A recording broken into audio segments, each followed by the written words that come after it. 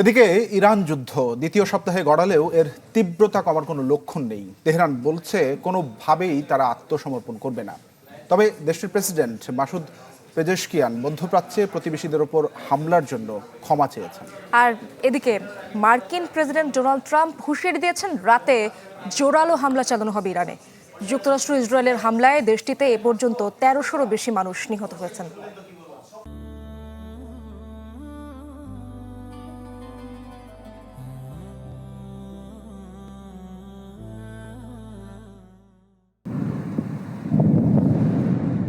Khamenei নিহতের এক সপ্তাহ পরও হামলা পাল্টা হামলা চালিয়ে যাচ্ছে ইরানের প্রতিবেশী দেশগুলোতেও ছড়িয়েছে সংঘাতের আগুন।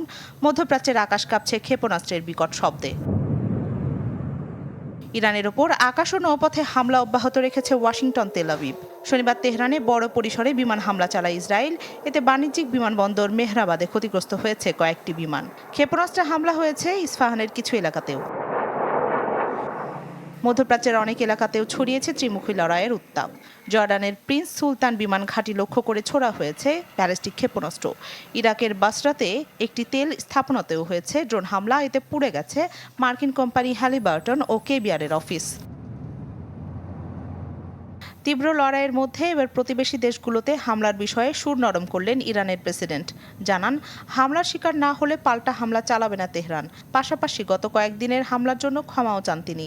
এছাড়া ট্রাম্পের নিঃশর্ত আত্মসমর্পণের আহ্বান প্রত্যাখ্যান করে পেজেশকিয়ান জানান, ইরান কখনোই আত্মসমর্পণ করবে না। চলমান যুদ্ধ পরিস্থিতিতে হরমুজ প্রণালী বন্ধ রাখার পরিকল্পনা নেই বলে জানিয়েছেন দেশটির সামরিক বাহিনীর একজন মুখপাত্র।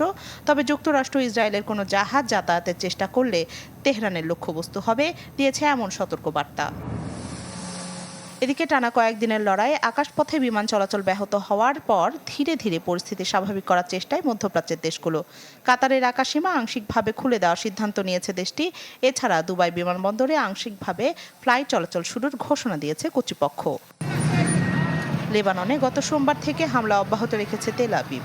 হামলা জোর বেড়েছে বৈরুতের দক্ষিণাঞ্চলের উপশহরগুলোতে। ঘনবসতিপূর্ণ এলাকা থেকে বাসিন্দাদের সরে যেতে বলেছে ইসরায়েল।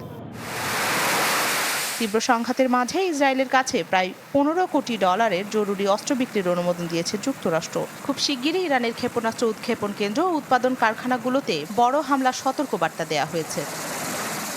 রাখি জেসমিন, চ্যানেল 24।